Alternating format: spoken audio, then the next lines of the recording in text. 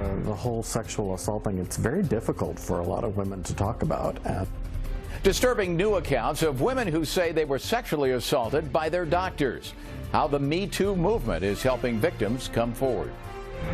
It's horribly shocking that we have to even have the discussion about sexual assault from doctors. And it turns out in this Me Too era, more people are now accusing doctors of misconduct. Well, in the Me Too era, it seems more patients are now stepping forward to complain about sexual misconduct by their doctors. And a public records request by the LA Times confirms the number of reports has increased 60% in the last 2 years.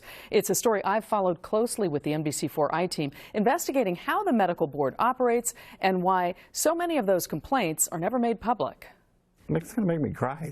I really, some of these stories just get to be too much. Patient advocate Eric Andrist is executive director of the Patient Safety League. He uses published news reports, court documents, and other sources to keep track of complaints against doctors and puts them on his website, forpatientsafety.org, showing information you won't find on the website of the California Medical Board. Everything they do just takes way too long. In fact, the average enforcement processing time is 510 days, and that's only if the board decides to investigate. The medical board takes in 10,000 complaints every single year, and 4% of them end up with discipline. And the board cannot reveal if a doctor is under investigation.